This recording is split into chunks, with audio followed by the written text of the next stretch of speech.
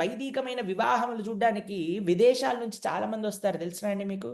మా ఆశ్రమంలో కూడా చాలామంది వస్తారనమాట. అప్పుడు మన వైదికమైన వివాహాలు మా ఆలయంలో జరిగినప్పుడు వాళ్ళు ఎంత బాగా చూస్తారనమాట.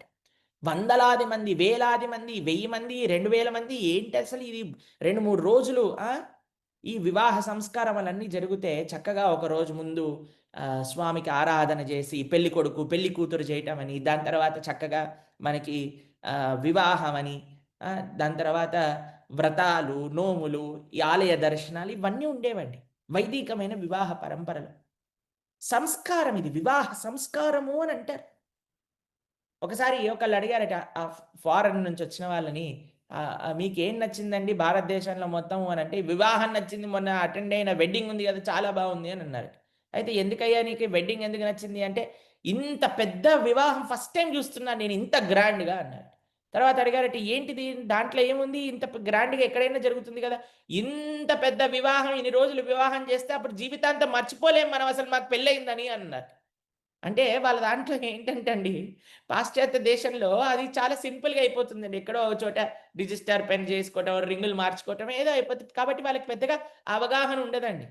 ఏమంటది వాళ్ళకి ఇదే రింగ్ ఉంటుందనమాట. ఏదైనా తప్పు చేయాలంటే ఆ రింగ్‌ని తీసి లోపల పెట్టేసుకుంటారు అంతే ఖతం. అయిపోయింది. వాళ్ళు ఏమైనా చేసుకోవచ్చు. కానీ మనకేంటంటే మొత్తం సమాజం మొత్తం తెలిసిపోతుందండి. వివాహమైంది, వివాహమైంది. అదొక సంస్కారం. కానీ ఈరోజు అన్నిటికంటే పరమ భయంకరమైన స్థితి సమాజంలో ఏమొచ్చిందో తెలుసా అండి? అంత గొప్ప సంస్కారమైన వివాహాన్ని సంస్కారం లేకుండా చేస్తున్నారు. అన్నిటికంటే లీస్ట్ ఇంపార్టెన్స్ వెడ్డింగ్‌లో ఏదన్నా ఉంటే ఆ వైదికమైన క్రతువు అవి తప్ప మిగతావన్నీ పెద్దగా అయిపోయాయండి ఈరోజు. అందుకే వివాహాలు అంత బాగా ఉన్నాయా అనేది ఒక పెద్ద ప్రశ్న ఈ రోజులలో. పెద్ద వివాహం అంటే మా మా మన దగ్గర ఎన్నున్నాయి అని విచ్చలవిడితనం జేసి, పిచ్చి పిచ్చి పనులన్నీ జేసి డబ్బులు ఖర్చు పెట్టేయటం కాదండి. ఈ రోజులలో అది కొద్దిగా అందరి మతి లోపలికి దూరిపోయిందనమాట.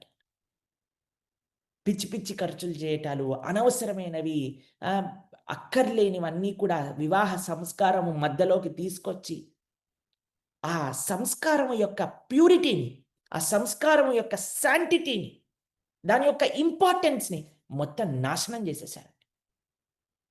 ఇప్పుడు wedding is all about pre wedding shoots, sangeet, dancing, పెళ్ళికొడుకు చేయటంలో కూడా ఎక్కడ చూసినా సరే పిచ్చి డాన్సులేయటము, పిచ్చి పిచ్చి పనులన్నీ చేయటము, పెళ్లి రోజు, పెళ్లి తర్వాత డెస్టినేషన్ వెడ్డింగ్స్ అని, భారత భూమిని వదిలేసి వివాహం చేసుకుంటే ఈ భారత భూమి కర్మభూమి అండి. ఈ భారత భూమి రామకృష్ణాదులు తిరిగిన భూమండి. ఈ భూమికి, ఆ నేలకి ఆ పవిత్రత ఉందండి. ఈ భూమిలో త్యాగం ఉంది. ఈ భూమిలో తపస్సుంది. ఇక్కడ రాముడు, సీతమ్మ తల్లి నడిచిన నేలండి. మేము ఒకసారి ఒకళ్ళ దగ్గరికెళ్ళామండి. చాలా పెద్దవారు. పేరు చెప్పను నేను వారు. కొన్ని కోట్ల ఆస్తున్నది వారి దగ్గర. ఒక పెద్ద హాస్పిటల్ కంపెనీ ఓనర్ అన్నమాట. వారి వారి దగ్గరికెళ్ళినప్పుడు వారి మనవరు పెళ్లవుతుందన్నమాట. అప్పుడు మాకు చెప్పారు. ప్రభుజీ మేమేం చేశాము అనంటే, మా మనవడు ఇంకా కాబోయే ఎవరికైతే వివాహం జరుగుతుందో వాళ్ళకొక నియమం పెట్టాము.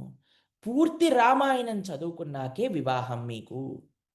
పూర్తి రామాయణాన్ని విన్నాక, పూర్తి రామాయణాన్ని అర్థం చేసుకున్నాకే మీకు వివాహము. ఇది మా రూల్ అండి. ఈరోజు వాళ్ళ రామాయణ చదవటము, రామాయణం వినటం అయిపోయింది. ఇప్పుడు మేము ముహూర్తం పెట్టబోతున్నాము అన్నారండి.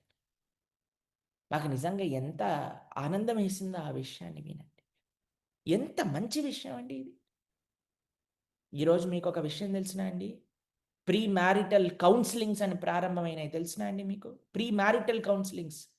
అన్నిటికంటే ఇంకో అన్యాయమైన విషయం తెలుసా అండి? పెళ్లవ్వంగానే పోస్ట్ మ్యారిటల్ కౌన్సెలింగ్స్ ప్రారంభమయ్యాయండి.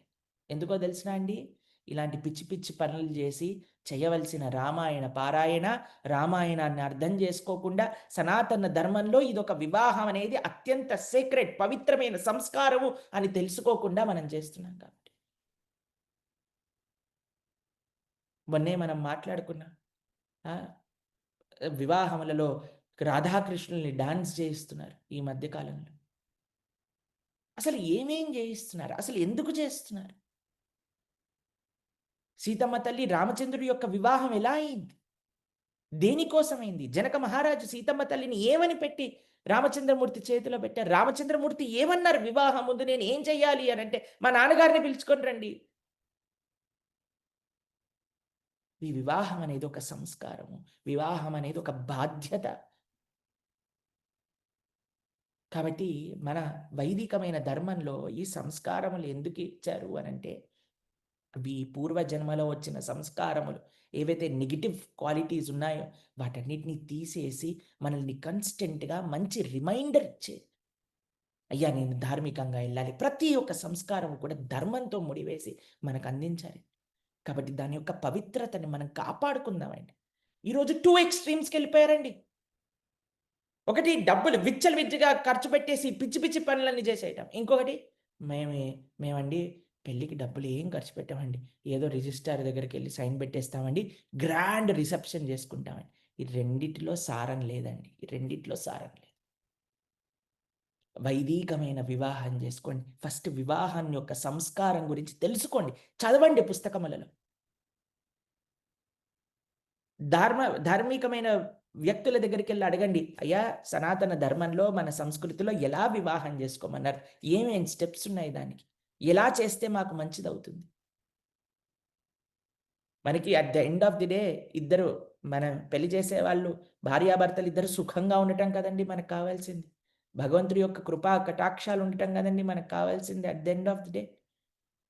కాబట్టి సంస్కారవంతంగా సంస్కారములు చేసుకుందాము. సరే ముందుకెళ్దాం. అయితే ఈ సంస్కారములు పిల్లల్ని పెంచడంలో ఎందుకు ఈ విషయం గురించి ప్రస్తావన చేస్తున్నానంటే, ఇది తల్లిదండ్రుల యొక్క బాధ్యత. తల్లిదండ్రులు, సమాజము, సంస్కృతి ఈ ముగ్గురు బాధ్యతండి. ఇవన్నీ చేశాక గూడా వాడు పాడైపోయాడు అంటే ఇక మనం ఏం చేయలేమండి. కానీ మన బాధ్యత, తల్లిదండ్రుల యొక్క బాధ్యత, సమాజం యొక్క బాధ్యత. సమాజంలో మనం పిల్లలకి ఏం ఎక్స్‌పోజ్ చేస్తున్నా, ఏం చూపిస్తున్నా, ఏది నార్మలైజ్ చేసేసాం. దాంతో పాటు సంస్కృతి. మనం ఎలాంటి కల్చర్‌ని ఇంట్లో ఆచరిస్తున్నాం. ఎలాంటి కల్చర్‌ని పిల్లలకి ఎక్స్‌పోజ్ చేస్తున్నాం. ఈ 3 కూడా చాలా ఇంపార్టెంట్ అండి. మాకైతే అసలు ఎంత ఆనందంగా అసలు మాకెంత ఇన్‌స్పిరేషన్ ఈ భగవద్గీత 18 రోజులు ప్రవచనాలు ఏవైనా సరే, ఎలా ఉన్నా సరే పరిస్థితులు ఈ ప్రవచనాలు